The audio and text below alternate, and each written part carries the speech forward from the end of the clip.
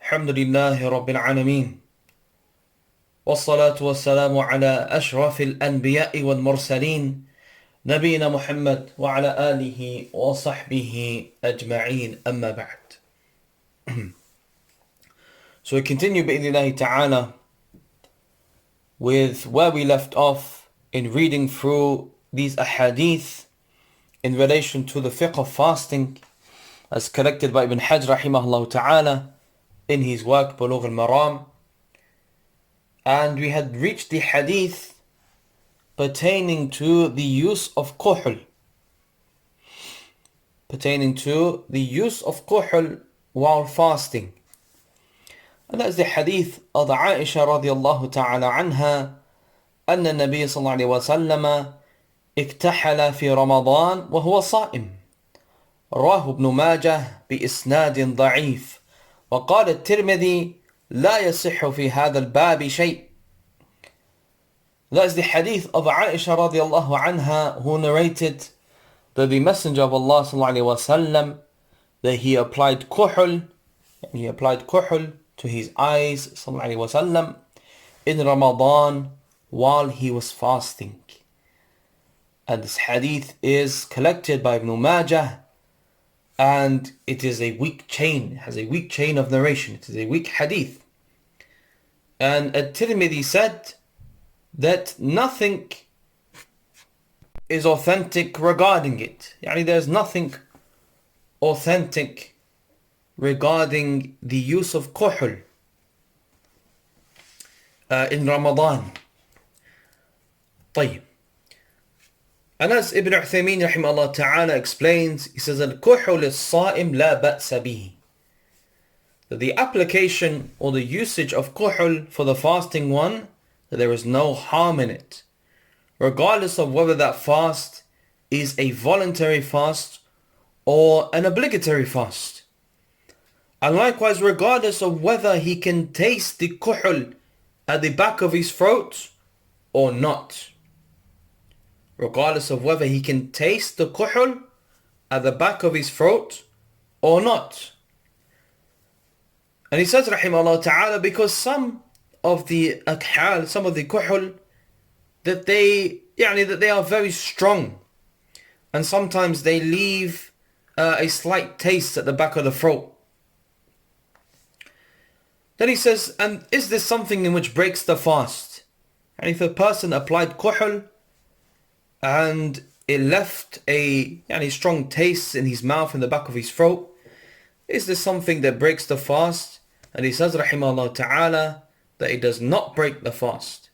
It does not break the fast because it is not from those things that are well known and that are considered as the mufattirat, as that which breaks the fast.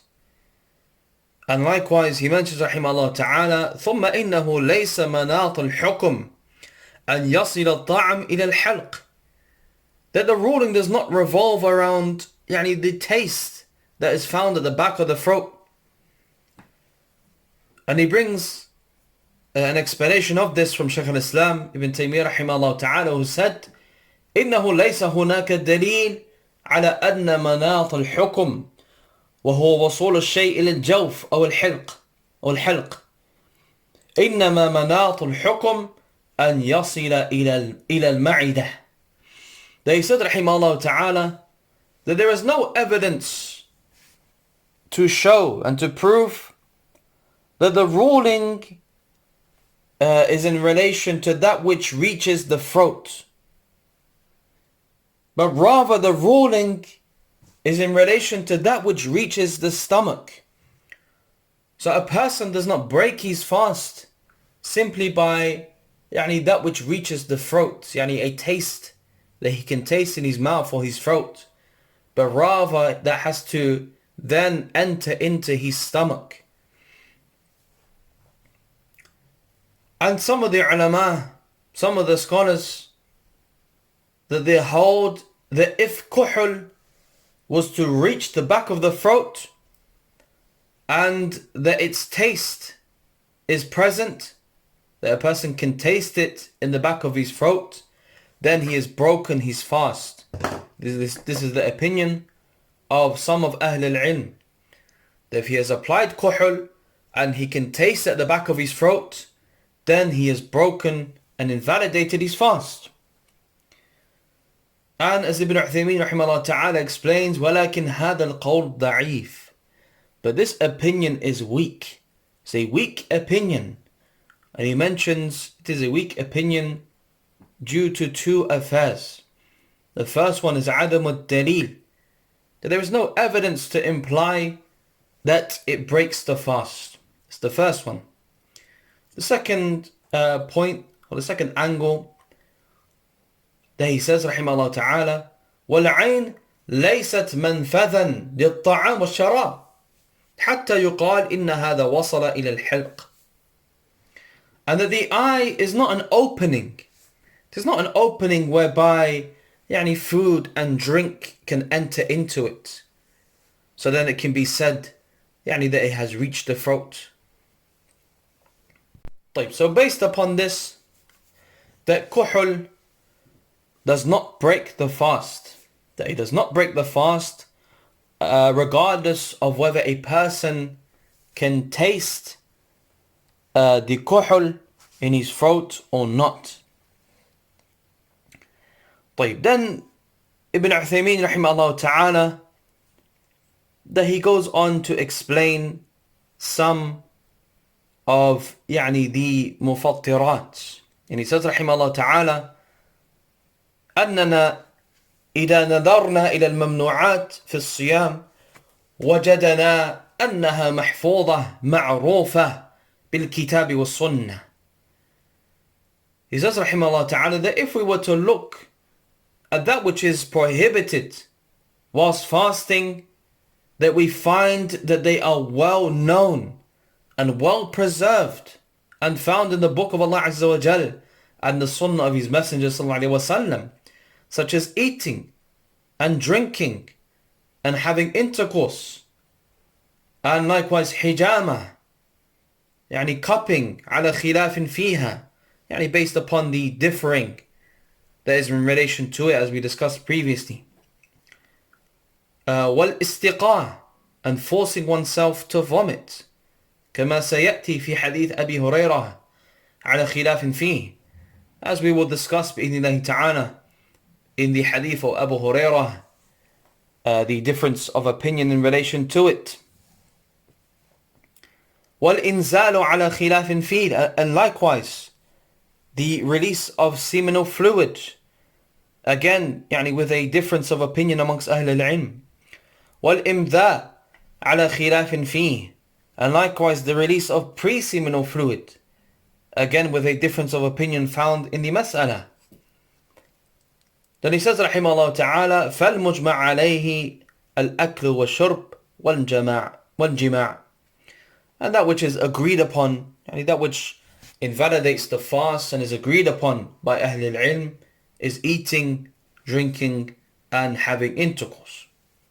Then he mentions rahimahullah ta'ala an important point, and he says فَنَقُولُ لِكُلِّ مَنِ ادَّعَى أَنَّ هَذَا مُفَطِّرٌ نَقُولُ لَهُ عَلَيْكَ الدَّلِيلُ. He says that we say to every single person who claims that such a thing invalidates and breaks the fast, that we say to him عَلَيْكَ الدَّلِيلُ, that upon you is the evidence, that upon you is to provide the proof and the evidence. لأن هذه عبادة, because this is an act of worship. It is a pillar from the pillars of Islam. So therefore it is incumbent upon a person that if he claims that such an affair or such a thing is from that which invalidates the fast, then upon him is to provide its evidence and its proof from the book of Allah Azza wa Jal and the sunnah of his messenger sallallahu alaihi wasallam. طيب. So within this hadith is the permissibility of the use of kuhl for the fasting one, and that kuhl does not break the fast and invalidate the fast of the fasting person. طيب, so now we move on, ya ikhwan, bi'idhnillahi ta'ala, to the next hadith. And that's the hadith pertaining to eating or drinking due to forgetfulness whilst fasting. And it is the hadith of Abu Hurairah radiyallahu anhu, أنه قال قال رسول الله صلى الله عليه وسلم من نسي وهو صائم فأكل أو شرب فليتم صومه فإنما أطعمه الله وسقاه متفق عليه. Abu Hurairah radiallahu anhu narrated that the Messenger of Allah sallallahu alaihi wasallam said that whoever forgets that he is fasting and eats or drinks as a result, then let him complete his fast. For verily it was Allah who fed him and gave him something to drink. And this hadith is agreed upon. طيب. So his statement sallallahu alaihi wasallam, firstly, man nasiya, that whoever forgets, and as Ibn Uthaymeen rahimahullah ta'ala mentions that nisyan, the word forgetfulness, that it has two meanings. The word forgetfulness in the Arabic language, the word nisyan, it has two meanings. The first one is at-tark, to leave off, to abandon. And the second one is ظهور القلب عن شيء معلوم عنده أما عدم العلم فهو الجهل. The absence of mind from that which is known with him. Forgetfulness. That which we know as forgetfulness. That a person, he has a moment in which he forgets and he's absent-minded. And he forgets that which is known with him. طيب, and an example of the first, the first meaning, and that is nisyan بمعنى الترك, meaning to leave off and abandon, is found in the statement of Allah Azza wa Jal in Surah At-Tawbah, نسوا الله فنسيهم. نسوا الله فنسيهم, that they forgot about Allah, so Allah abandoned them. So we translate فنسيهم in the ayah as Allah Azza wa Jal abandoned them, Allah left them. And not that Allah subhanahu wa ta'ala forgot them, but rather that He subhanahu wa ta'ala, that He abandoned them, that He left them. So they forgot Allah Azza wa Jal, or they abandoned Allah subhanahu wa ta'ala, so Allah Azza wa Jal abandoned them. طيب. And the second meaning is found in his statement subhanahu wa ta'ala in Surah Al-Baqarah, رَبَّنَا لَا تُؤَاخِذْنَا إِن نَسِينَا أَوْ أَخْطَأْنَا. O our Lord, do not hold us to account if we have forgotten or we are mistaken. طيب. So here in this hadith, which one of the two meanings applies? What does his statement sallallahu alaihi wasallam, man nasiya wa huwa sa'im, which of the two meanings is applicable to the statement of his sallallahu alaihi wasallam? And no doubt, it is the second meaning. The second meaning, ظهور القلب عن شيء معلوم عنده, a person being absent-minded and forgetting that which was known with him. And secondly, how can this occur to the fasting person? How can this happen to the one who is fasting? That it can happen, as Ibn Uthaymeen rahimahullah ta'ala mentions, that it can happen by the fasting person either forgetting that he himself is fasting. So it can occur to the fasting person that he eats or drinks whilst he forgot that he was actually fasting. Or it can happen by way of the fasting person knowing that he is fasting, but he forgot that this specific thing is from that which invalidates and breaks his fast. واضح? They can occur by one of two ways. This forgetfulness can occur by one of two ways. Either a person forgets that he is fasting, so he eats and drinks, or he forgets that a certain act is from that which invalidates his fast, so he performs that act. So both of these ways, as Ibn Uthaymeen rahimahullah ta'ala, that both of them are applicable and are included in his statement sallallahu alayhi wa sallam, man nasiya wa huwa sa'im, whoever forgets whilst he is fasting. Then he says sallallahu alayhi wa sallam, فَأَكَلَ أَوْ شَرِبْ. So he ate, or then he ate and he drank. And this, as Ibn Uthaymeen rahimahullah ta'ala, is not على السبيل الحصر لكن على السبيل المثال. That he mentioned these two affairs sallallahu alayhi wa sallam, eating and drinking, not in order to limit it to those two things, but rather as an example. That he used this as an example sallallahu alayhi wa sallam in order to show us, because this is what is commonly done out of forgetfulness. The person is most likely to eat or drink due to forgetfulness. So he mentioned these two sallallahu alayhi wa sallam, not to limit and restrict it to only these two affairs, but rather as an example. And the proof for that is that which comes in the narration of Al-Hakim rahimahullah ta'ala, which we will come to shortly bi'idhnillah, that he, in his narration, that he mentions man aftara fi Ramadan, man aftara, that whoever breaks his fast during Ramadan nasiyan, due to forgetfulness. So he mentioned whoever breaks his fast.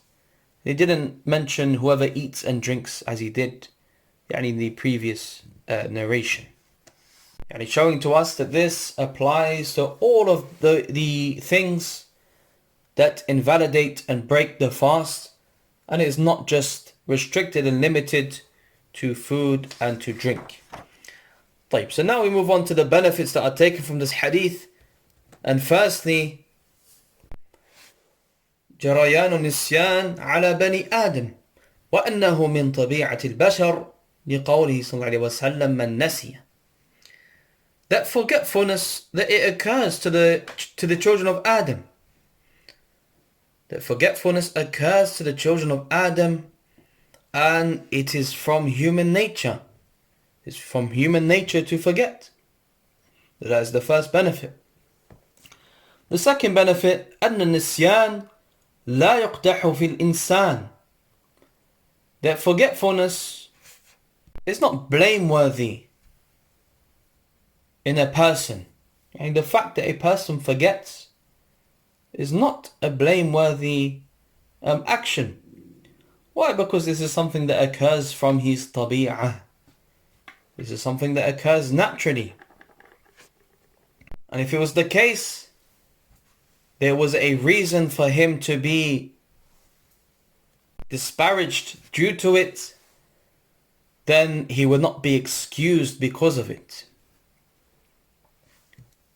The third benefit taken from this hadith, أن ما ترتب على النسيان فلا إثم فيه لقوله صلى الله عليه وسلم فليتم صومه.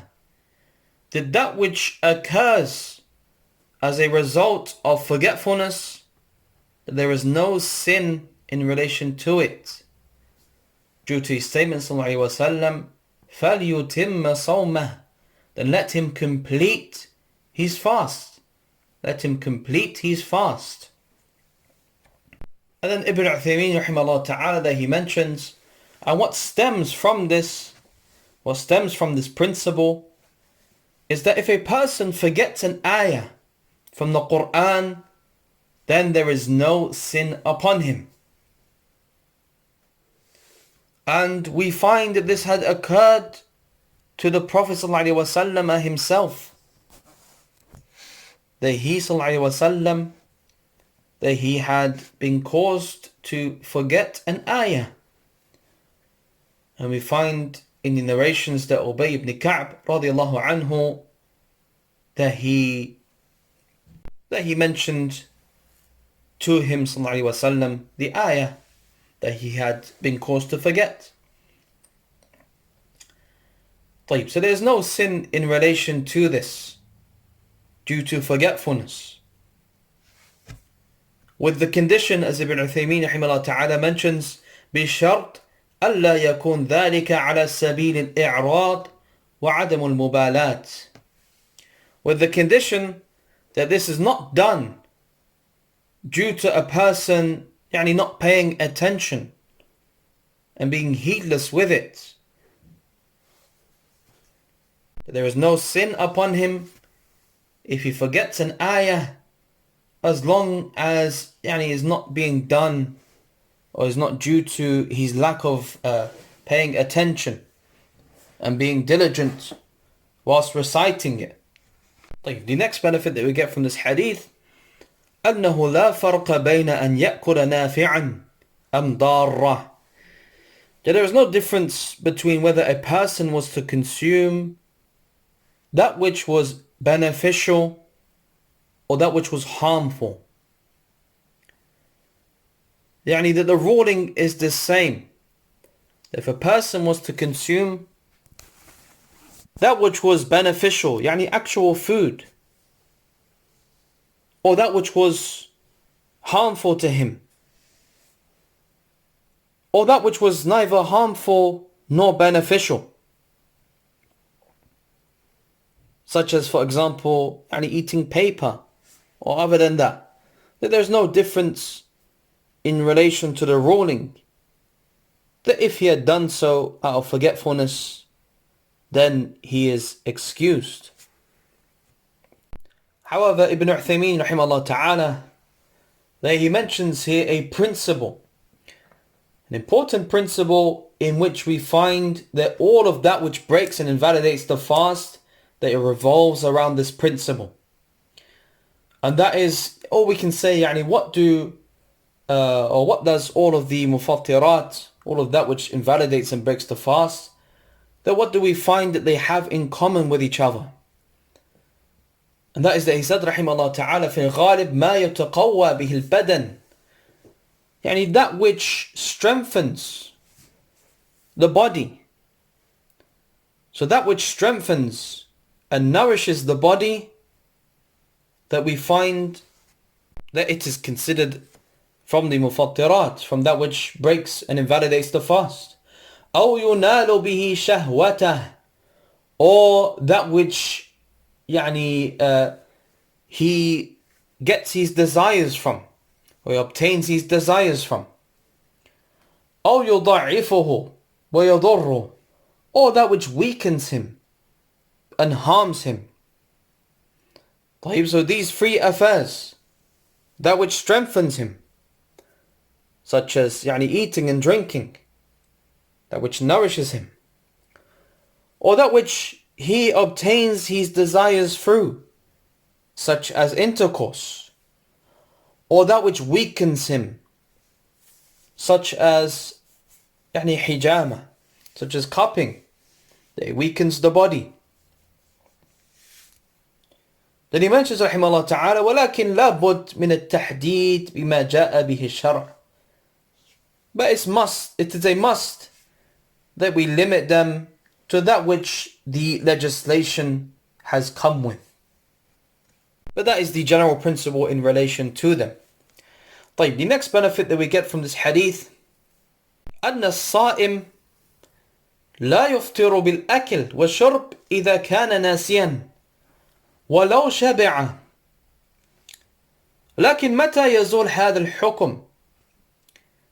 That the fasting one, that he does not invalidate his fast by way of eating and drinking due to forgetfulness, even if he takes his full.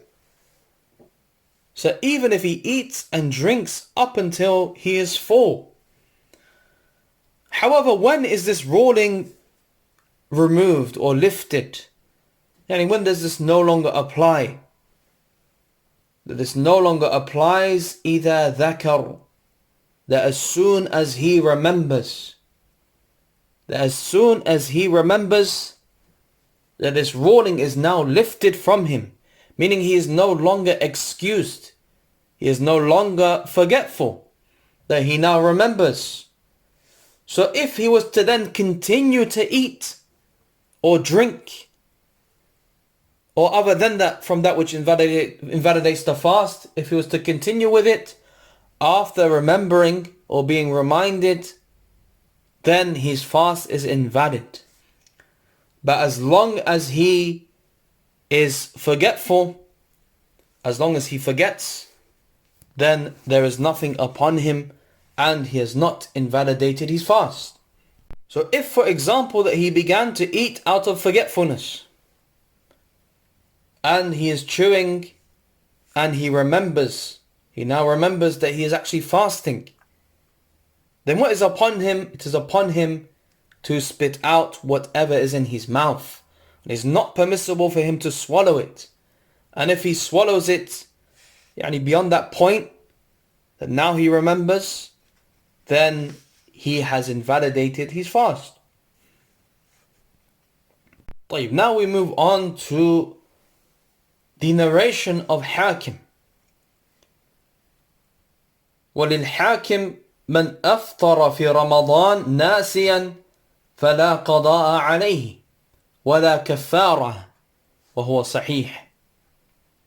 The Al-Hakim rahimahullah ta'ala, that he transmitted in his narration that whoever breaks his fast during Ramadan due to forgetfulness, then he does not have to make up for the day, nor is there any expiation due upon him.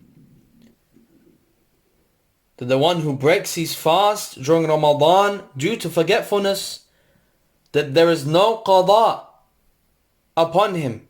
He does not have to make up for that day, and there is no kaffara, there is no expiation upon him. So within this narration, that we have an additional benefit to the one that is before it. As Ibn Uthaymeen rahimahullah ta'ala explains to us, he mentions within this hadith, within this narration, is an additional benefit. And that is that if a person was to have relations and intercourse with his wife due to forgetfulness whilst he is fasting, and we know, or we will come to the hadith pertaining to the expiation of the one who has intercourse whilst he is fasting in Ramadan, that there is a kafara, there is an expiation upon him, there's a penalty due upon him. But if he does so out of forgetfulness, then this penalty is lifted. There is no expiation upon him. Why? Because we find in this wording فَلَا قَضَاءَ عَلَيْهِ وَلَا كَفَّارَةَ, that there is no qada upon him and there is no kaffara, there is no expiation that is due upon him. طيب. Then Ibn Uthaymeen rahimahullah ta'ala, that he mentions some important masail that we will take briefly bi'idhnillah. That he mentions firstly a question that if a person sees another person eating during Ramadan and he is eating out of forgetfulness, for example, that you have witnessed someone eating and you know that he is eating out of forgetfulness, that is it upon you to remind him? Is it an obligation upon you to remind him and to tell him that you are fasting, to remind him that he is fasting? And the response is na'am. Yes, it is an obligation. It's an obligation for you to remind him and to inform him that he is fasting. And this is من باب التعاون على البر والتقوى. This is by way of cooperating upon righteousness and piety with one another. طيب, then he mentions رحمه الله تعالى another important issue, and that is that which is related to the affair of nisyan, that is directly related to the affair of forgetfulness, and that is the affair of jahl, of ignorance. So the one who forgets, who does something that invalidates his fast due to forgetfulness, that we know that he is excused. But what about the one who does something that invalidates his fast due to jahl, due to ignorance, out of ignorance? That does he take the same ruling as the one who performed the action out of forgetfulness? And the answer is yes, that he is in a similar situation. The ignorant one, that he does not know to begin with, whereas the one who has forgot, that he knows, however he had forgot in that instance. But the one who is ignorant, that he doesn't know to begin with, and he takes the same ruling as the one who done so out of forgetfulness. And then he mentions rahimahullah ta'ala, the ignorance is of two types. The ignorance is of two types. It can occur by way of through two different ways. And that is that either a person is ignorant bil hukum, of the ruling, that he is ignorant of the ruling, or he is ignorant of the waqi' or bil hal, of the reality of an affair, or he's ignorant of the situation. So an example of each. The first one, if a person is ignorant of the hukum, he's ignorant of the ruling, that he does something which will invalidate his fast, however he doesn't know that such a thing is from that which invalidates his fast. He thinks it is allowed for him to do. He thinks it's okay for him to do. So he doesn't know the hukum, he doesn't know the ruling. And the one who is ignorant of the affair or the situation is that he knows, for example, that eating and drinking is from that which invalidates the fast. However, he thinks that, for example, that it is time for him to break fast. It's time for him to eat and drink. That the time has come for him to eat and drink. So he eats and drinks, even though the time has not yet entered. That this person is ignorant of the affair and of the reality of the time period. Then Ibn Uthaymeen rahimahullah ta'ala, that he mentions an important issue in relation to this. That he says, so therefore if a person is jahil بما يترتب على فعله علما بأن فعله حرام, that if a person is ignorant of the consequences of his action, however he knows that his action is haram. So he knows that his action is haram, but he is ignorant of the severe consequences of his action. Yet he knows that his action is haram and that it will invalidate his act of worship, but he does not know the consequence. That is he excused or not? That is this person excused or not if he was to perform that act? And the answer is that he is not excused. He is not excused. And an example of this that Ibn Uthaymeen rahimahullah ta'ala mentions is that if a man was fasting in Ramadan and he knows, for example, that it is impermissible for him to have intercourse with his wife during the days of Ramadan, during the daytime in Ramadan, yet he does not know or is not aware of the severe expiation that will be due upon him if he was to have intercourse with her. for example, that he thinks that he only has to make up for that day, that he only has to make qada. But he does not know that there is a kafara, that there is an expiation that is due upon him. فَهَلْ عَلَيْهِ الْكَفَّارَةِ أَوْ لَا? Then is he excused, or is the expiation still due upon him? And the answer is that the expiation is no doubt still due upon him, even if he was not aware of it. Because he was aware of the hukum, he was aware of the ruling, and that action that he was going to do is haram, and it would invalidate his act of worship. However, he carried it out, and there is an expiation that is due upon him, as we will come to in the hadith regarding the man who came to the Prophet ﷺ and he said, "Halaktu ya Rasulullah," that I am destroyed.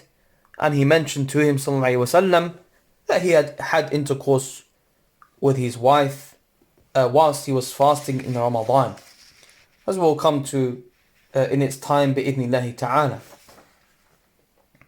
And there's one last affair that remains with us that is often related to an-nisyan and jahl. That is related to ignorance and forgetfulness. وَصَاحِبُهُمَا الَّذِي لَا يُفَارِقُهُمَا غَالِبًا وَهُوَ الْإِكْرَاهِ. And that affair is ikrah. I mean that a person is forced, he is under duress, that he is forced into performing, for example, that which will invalidate his fast, that he is forced to eat, he is forced to drink. Does this person take the same ruling as the one who ate and drank out of forgetfulness or out of ignorance? Does being forced take the same ruling as the one who is ignorant or the one who is forgetful? And the answer is yes. The answer is yes. If a person was forced to do that which invalidates his fast, then he is not held accountable for it. طيب. So then he concludes rahimahullah ta'ala, and he says that there are 3 conditions for the ifsad al-sawm bil mufattarat. There are 3 conditions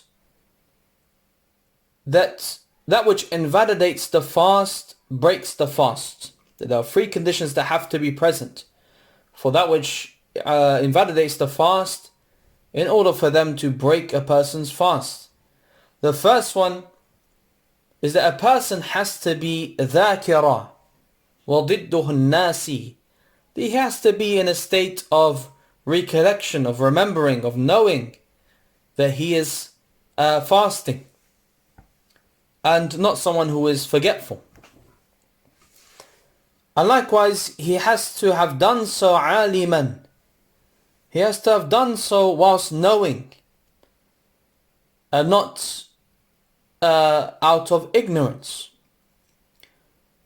وأن يكون مريدا وضده المكره. And that he has to be someone who intends and wants to, not someone who is forced and compelled to do so. طيب. Then he concludes and he says rahimahullah ta'ala that these qawa'id, that these principles, ليست من قول فلان وفلان, that they are not taken from the statement of so and so and so and so, بل من قول الله ورسوله صلى الله عليه وسلم, but they are taken from the statement of Allah Azza wa Jal and His Prophet صلى الله عليه وسلم. فإذا دل الكتاب والسنة على أن حكم هذا كذا وكذا فإنه يجب علينا أن نأخذ به.